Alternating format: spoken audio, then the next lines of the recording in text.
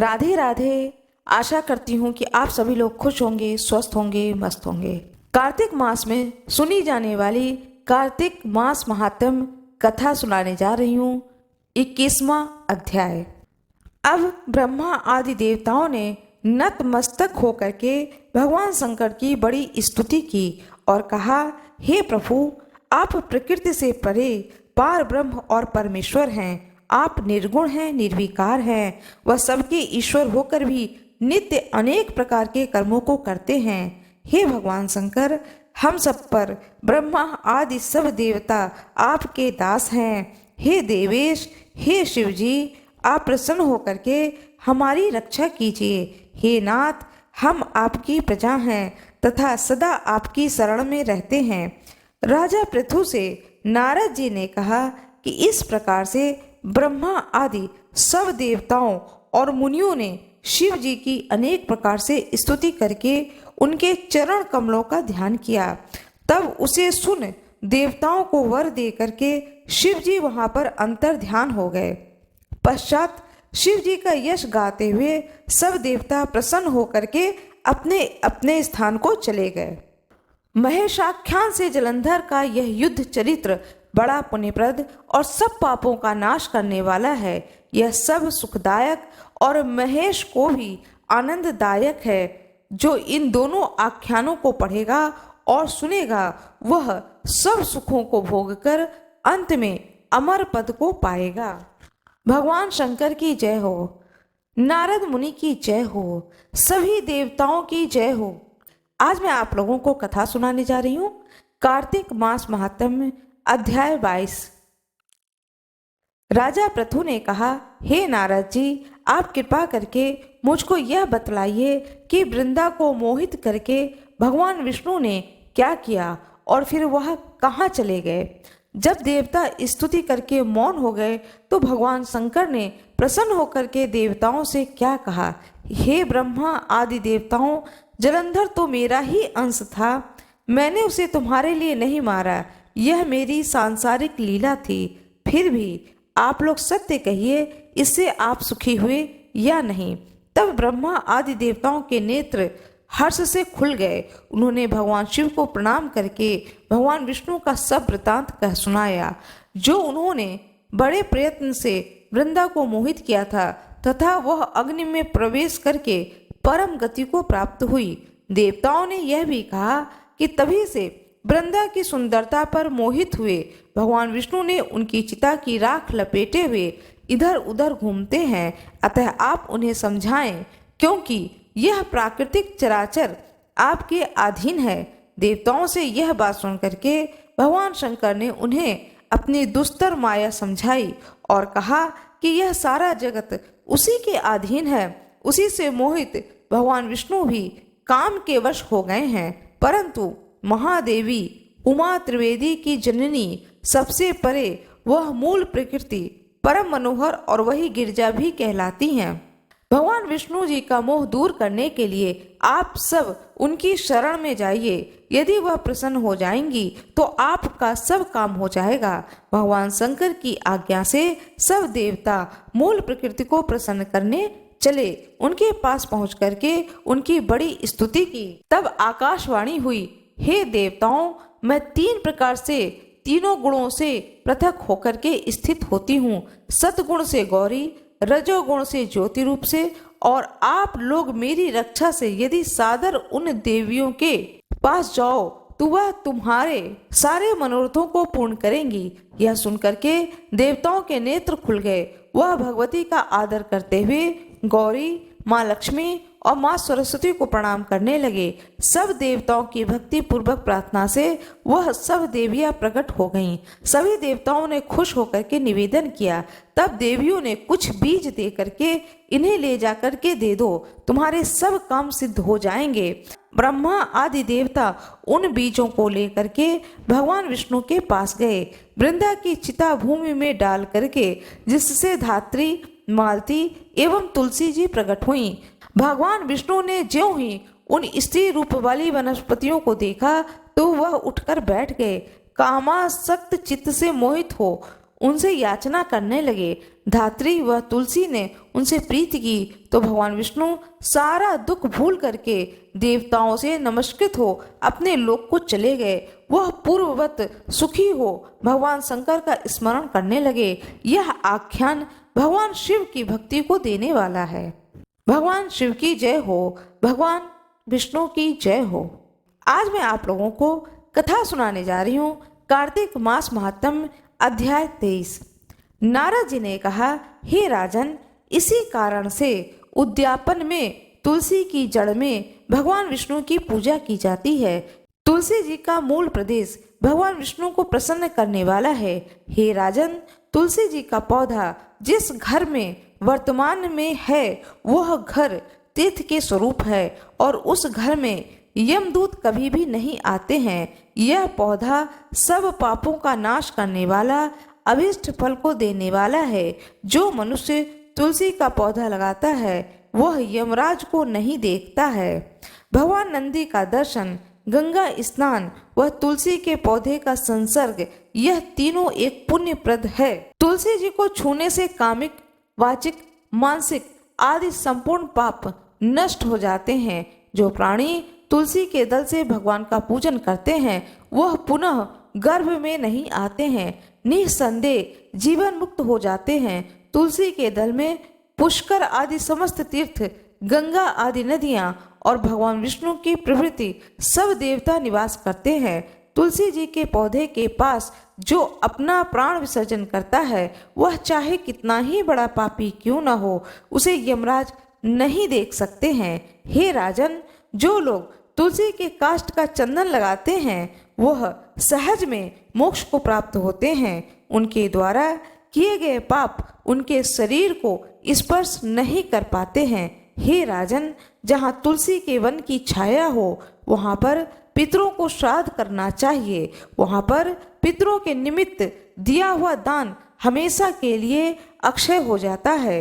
आंवले के वृक्ष की छाया में जो प्राणी पिंड दान करते हैं उनके पितृ यदि नरक की यातना भी भोग रहे हों तो भी भुक्त हो जाते हैं। सिर, हाथ, मुंह और देह में जो आंवले को धारण करते हैं उनको विष्णु रूप जानना चाहिए। आंवले के फल और तुलसी के दल को पानी में मिला करके जो प्राणी स्नान करते हैं उन्हें गंगा स्नान का फल मिलता है। जो मनुष्य आंवले के पत्तों और फलों से देवताओं का पूजन करते हैं उन्हें स्वर्ण, मणि और मोतियों द्वारा पूजन का फल प्राप्त होता है। जब सूर्य तुला राशि में होते हैं तो सारे देवता आंवले के वृक्ष में वास करते हैं। जो मनुष्य द्वादशी तिथि को तुलसी दल और कार्तिक में आंवले का पत्ता तोड़ता है वह रौरव नरक में वास करता है। जो कार्तिक में आंवले की छाया में बैठ करके भोजन करता है उसके अंत संसर्ग में सब दोष नष्ट हो जाते हैं। कार्तिक में जो आंवले की जड़ में भगवान विष्णु जी का पूजन करता है उसे श्री विष्णु क्षेत्रों व पूजन का फल प्राप्त होता है। आंवले तथा तुलसी की महत्ता का वर्णन करने में श्री ब्रह्मा जी भी असमर्थ हैं। इसलिए धात्री और तुलसी जी के जन्म कथा सुनने से मनुष्य अपने वंश सहित मुक्ति को पाता है। भगवान विष्णु की जय हो, भगवान शंकर की जय हो, तुलसी माता की जय हो, आंवले के वृक्ष की जय हो। इस अध्याय में आंवले के वृक्ष की महिमा को बताया गया है, साथ में पूजन को भी बताया गया है, जो कि कार्तिक मास के शुक्ल पक्ष की 9वीं तिथि को आंवला नवमी का त्योहार मनाया जाता है। उसी का यह विधान बताया गया है। आज मैं आप लोगों को कार्तिक मास की कथा अध्याय 24 सुनाने जा रही हूँ। राजा पृथु ने कहा, हे नारद जी, आपने तुलसी के इतिहास का व्रत और महात्म्य के बारे में कहा है।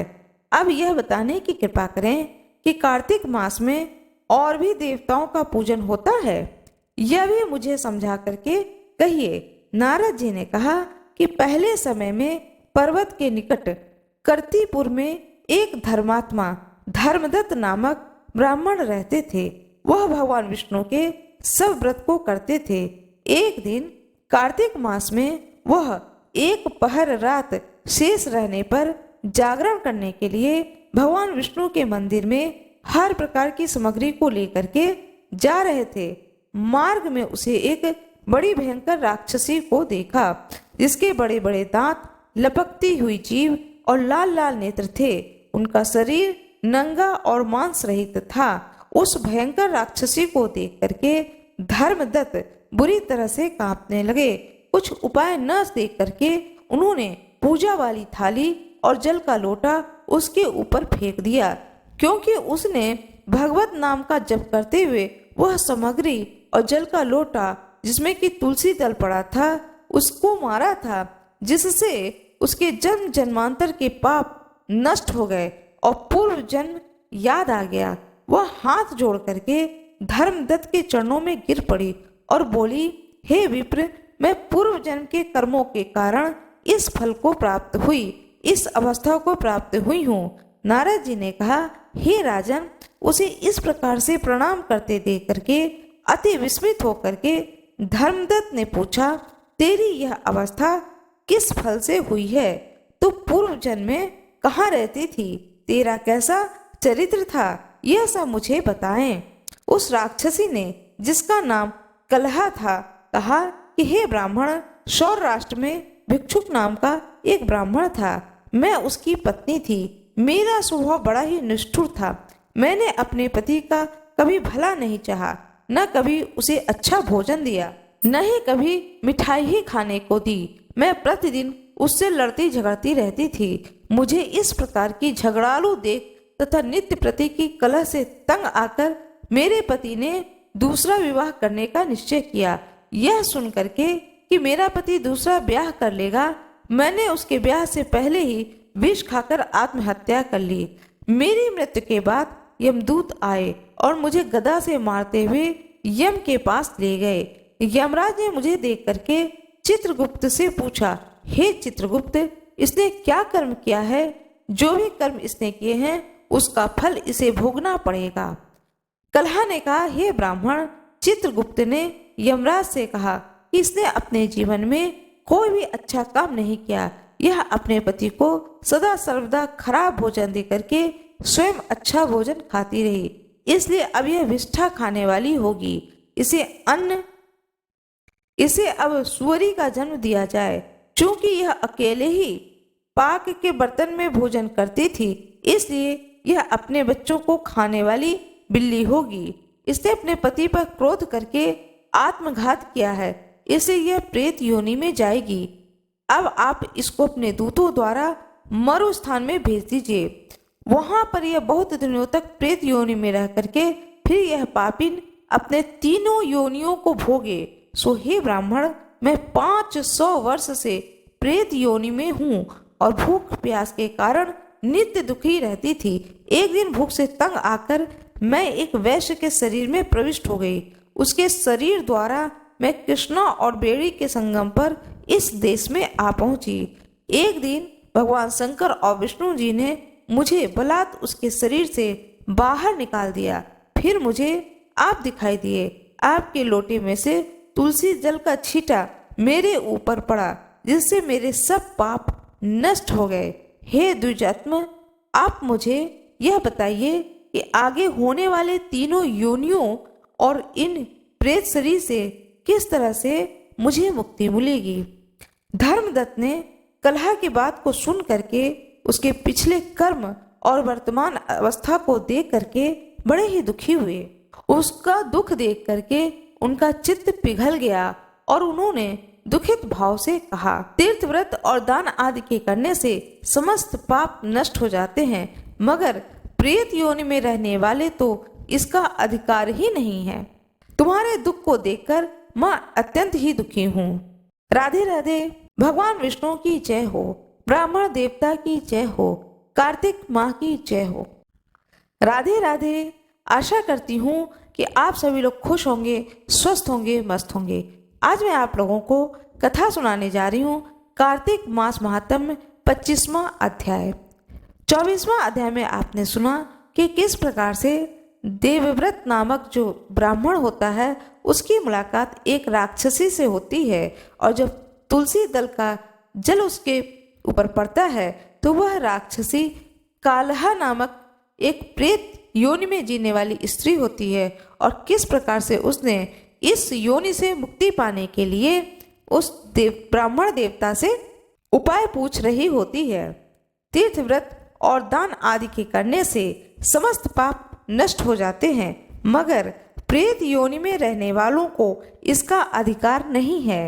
इस प्रकार से देव दत्त जो ब्राह्मण होता है वह उस कलहा नामक प्रेत को बता रहा है, तुम्हारे दुख को देख करके मैं अत्यंत दुखी हूँ और तुम्हारा दुख दूर किए बिना मुझे संतोष नहीं होता है।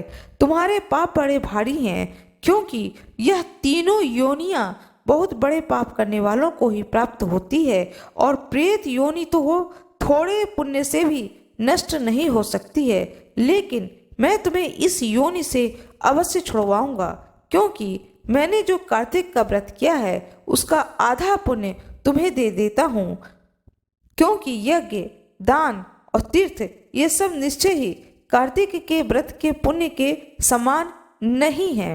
देवर्षि नारद जी कहते हैं कि हे राजन, इतना कह करके धर्मदत्त ने उस प्रेत आत्मा को ओम नमो भगवते वासुदेवाय यह 12 अक्षर मंत्र सुनाया और तुलसी का जल उसके ऊपर छिड़क दिया। बस फिर क्या था, क्षण भर में वह प्रेत योनि से छूट प्रज्वलित शिखा के समान दिव्य रूप धारण कर लक्ष्मी के समान सुंदर हो गई। तब वह धर्मदत्त को दंडवत प्रणाम करके प्रसन्नता से गदगद होकर के बोली, हे ब्राह्मण, आपके आशीर्वाद से मैं इस घोर नरक से छूट गई हूँ। मुझे पाप सागर में डूबती हुई के लिए आप नौका के समान हैं। नारद जी कहते हैं, हे राजन, अभी कलहा इसी प्रकार कह ही रही थी कि वहां पर विष्णु गण एक दिव्य देप्तिमान विमान लेकर आए। विमान के द्वार पर अप्सराएं और गण बैठे हुए थे। धर्मदत्त ने उनको देख करके प्रणाम किया। पुण्यशील और सुशील नामक भगवान विष्णु के गणों ने धर्मदत्त को अपने हाथ को उठा करके उनका अभिनंदन करके कहा, हे द्विजश्रेष्ठ, आप धन्य हैं जो सदा भगवान विष्णु के व्रत, कथा और सेवा में लगे रहते हैं। आपने जो अपने बाल्यकाल में पवित्र और शुभ कार्तिक व्रत किया था उसके आधे फल से कलहा के पूर्व जन्म के कथित पाप नष्ट कर दिए हैं। यही नहीं, आपकी कृपा से उसके सैकड़ों जन्म के पाप नष्ट हो गए। आपके जागरण आदि करने से, पुण्य प्रभाव से आकाश मंडल से यह विमान आया है। हे ब्राह्मण, अब हम इसे भांति भांति के भोगों से युक्त वैकुंठ धाम को ले जा रहे हैं। आपके दान और पुण्य के प्रभाव से यह भगवान विष्णु के पास रहेगी।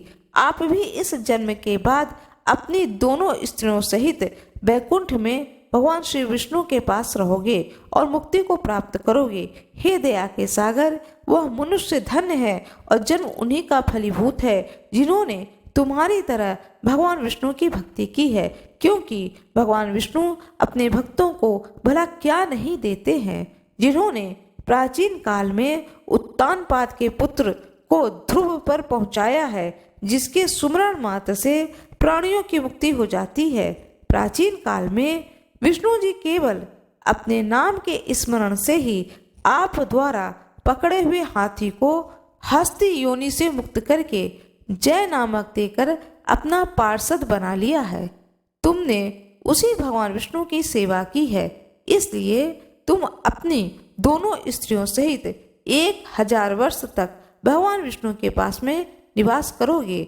जब तुम्हारा पुण्य क्षीण हो जाएगा तब तुम सूर्यवंश में अपने दोनों रानियों के साथ राजा दशरथ के नाम से प्रसिद्ध होगे तथा यह कलहा तुम्हारे आधे पुण्य की भागीदार होने के नाते तुम्हारी तीसरी भार्या होगी एवं भगवान विष्णु पुत्र के रूप में तुम्हारे पास रहेंगे और देवताओं का कार्य करेंगे।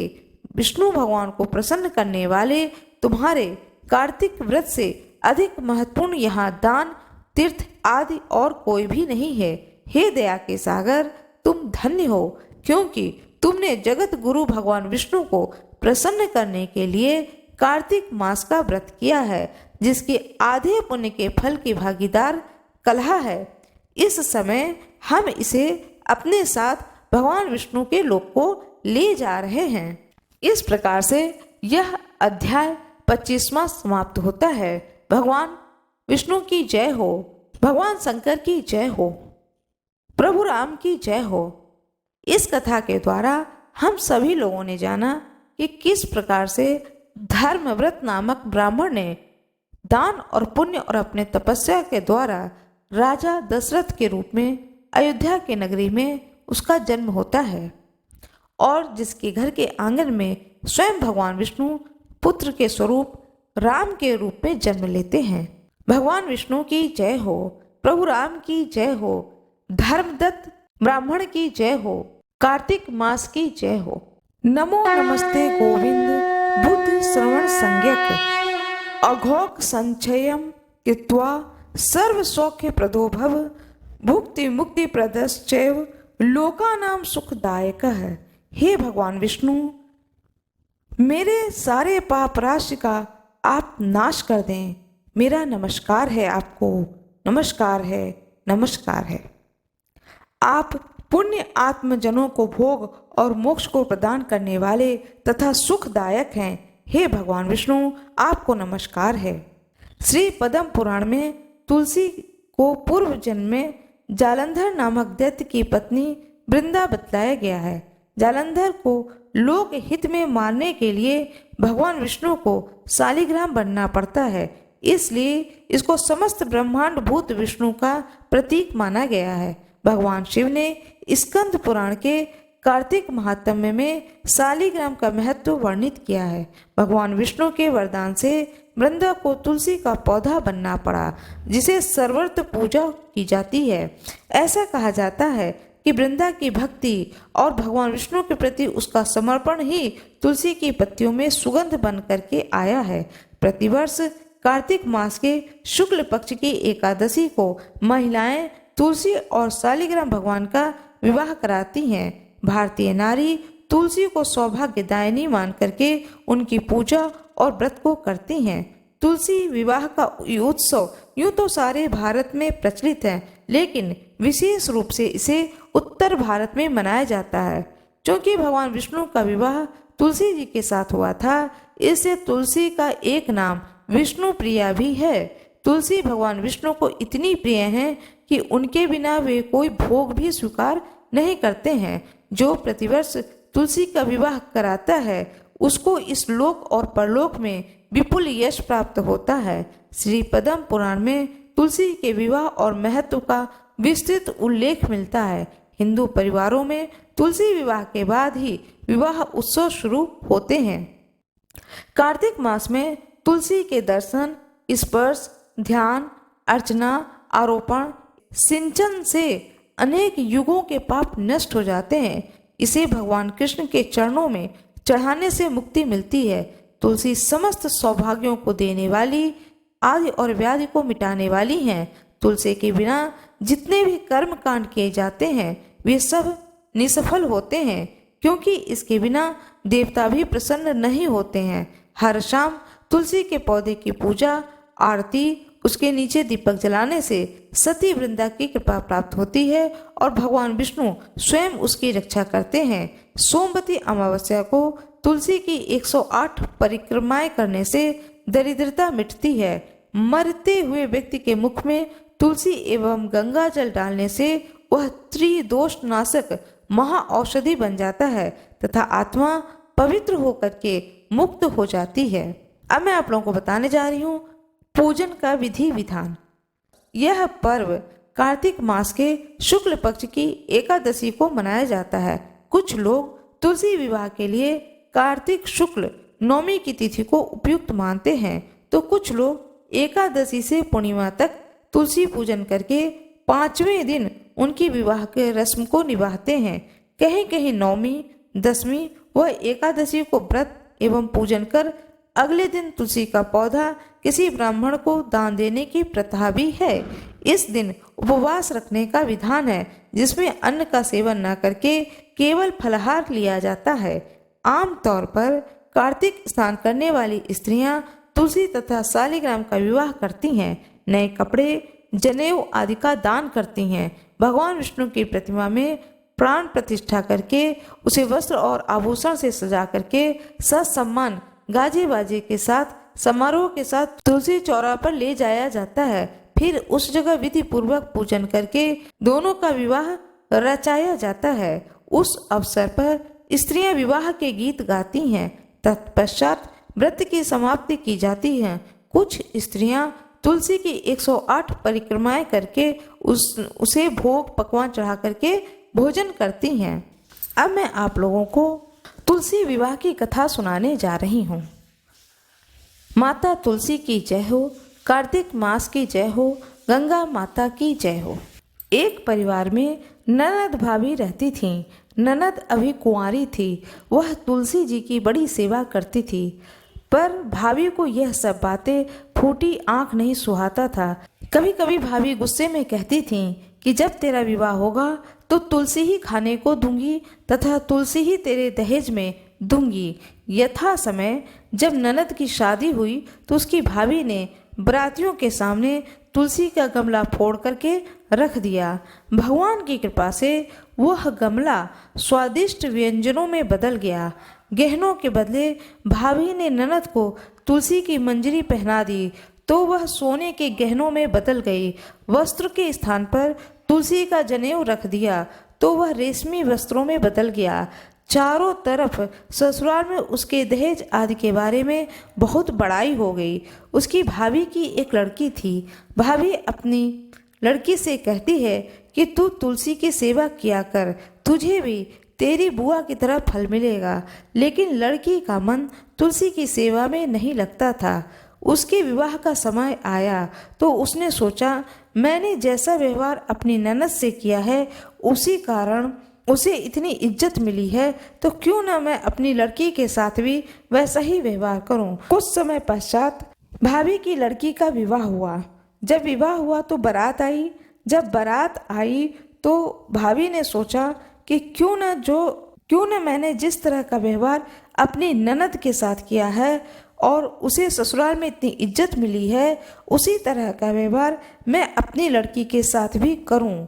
ऐसा सोच करके उसने बारातियों के सामने तुलसी का गमला तोड़ करके रख दिया, परंतु इस बार मिट्टी मिट्टी ही रही। मंजरी व पत्ते भी अपने पूर्ववत रूप में ही रहे तथा जनेऊ जनेऊ ही रहा। सभी लोग भाभी की बुराई करने लगे। ससुराल में भी सभी लड़की की बुराई कर रहे थे। भाभी ननद को कभी घर नहीं बुलाती थी। भाई ने सोचा कि मैं ही अपनी बहन से मिलाऊं।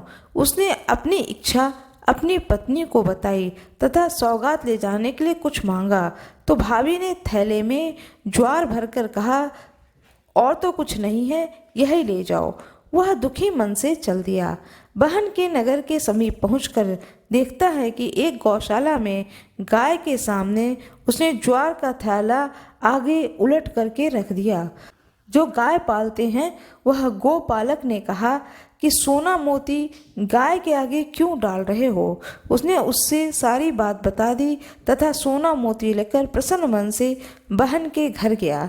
बहन अपने भाई को देख करके अत्यंत प्रसन्न हुई। जैसी प्रसन्नता बहन को मिली वैसे ही प्रसन्नता सभी कथा सुनने वालों को और कथा सुनाने वाले को मिली। माता तुलसी की जय हो, कार्तिक माह की जय हो, गंगा माता की जय हो। मेरा ये वीडियो आपको अच्छी लगी हो तो कृपया वीडियो को लाइक जरूर कर दीजिएगा। पूरे कार्तिक माह में सुनने वाली तुलसी माता की कथा जिसे मैं आज आप लोगों को सुनाने जा रही हूँ, यह कथा भी तुलसी विवाह के दिन सुननी चाहिए। कार्तिक के महीने में सब कोई तुलसी माता को सींचने जाती थी। सब कोई तो सींच करके आ जाती थी, पर एक बुढ़िया माई आती और तुलसी माता से रोजाना कहती, हे तुलसी माता सत्य की दाता, मैं बिरला सींचू तेरा, तू कर निस्तारा मेरा।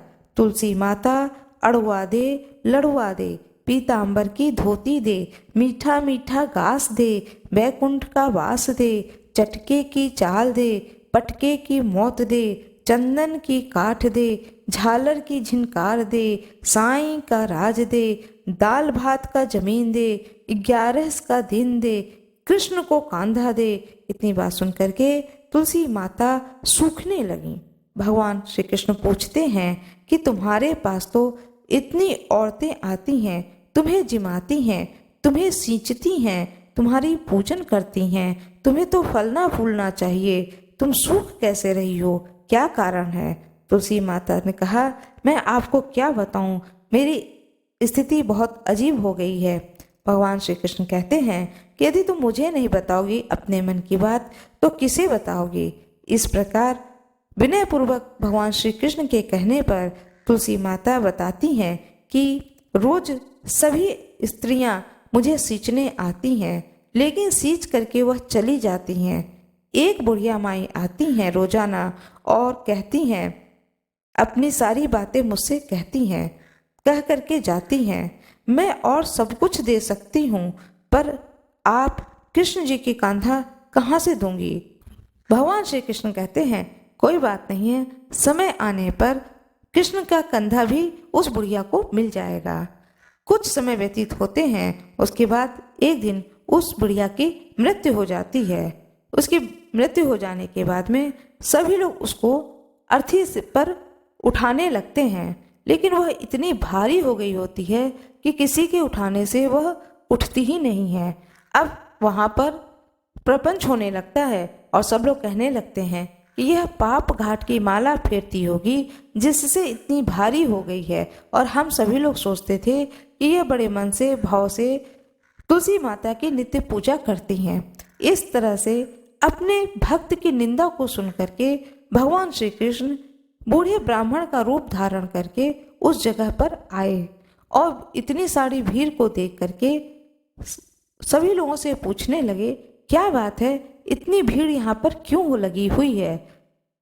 तब सब लोगों में से एक लोगों ने कहा कि यह एक बुढ़िया है जो कि मर गई है, यह पापनी थी, इसलिए किसी से उठाए नहीं उठती है इसकी अर्थी। तब भगवान बोलते हैं कि मैं इसके कान में एक बात कह दूं तो यह उठ जाएगी। सभी लोगों ने कहा, ठीक है, जाओ, तुम भी अपने मन की कर लो। भगवान श्री कृष्ण ने जा करके उसके कान में कहा, हे बुढ़िया माई, तू बिरला सींचे मेरा, मैं करूँ निस्तारा तेरा। बुढ़िया माई, अड़ुआ ले गड़ुआ ले, पीताम्बर की धोती ले, मीठा मीठा घास ले, बैकुंठ का वास ले, चटके की चाल ले, पटके की मौत ले, चंदन की काठ ले, झालर की झिनकार ले, साईं का राज ले, दाल भात का जमीन ले, कृष्ण का कंधा ले। इतना सुनते ही बुढ़िया माई की अर्थी हल्की हो जाती है और वह सभी लोगों के उठाने से उठ जाती हैं और भगवान श्री कृष्ण उस बुढ़िया को अपना कंधा देते हैं। भगवान श्री कृष्ण के कंधा देने से उस बुढ़िया माई की मुक्ति हो जाती है, उसे बैकुंठ धाम प्राप्त होता है। हे तुलसी माता, जैसे उसकी मुक्ति करी है ऐसे हमारी भी मुक्ति करियो। जैसे उसको भगवान कृष्ण का कंधा दिया है वैसे ही हम सबको भगवान श्री कृष्ण का कंधा मिले। हे तुलसी माता, सदा सर्वदा हम लोगों पर भी अपनी कृपा बनाए रखें। कथा सुनने वाले पर और कथा सुनाने वाले पर भी अपनी कृपा बनाए रखें। तुलसी माता की जय हो, गंगा माई की जय हो, भगवान श्री कृष्ण की जय हो, सभी भक्त गणों की जय हो, दृश्य ऋषियों की जय हो, अदृश्य ऋषियों की जय हो, शालिग्राम भगवान की जय हो। मेरा ये वीडियो कैसा लगा कमेंट बॉक्स में ज़रूर बताएं। वीडियो को लाइक ज़रूर कर दीजिएगा, चैनल को सब्सक्राइब कर दीजिएगा, बेल आइकन दबाना न भूलिएगा। इसमें आपका कुछ भी लॉस नहीं है, इसलिए बेल आइकन जरूर दबा दीजिएगा। धन्यवाद।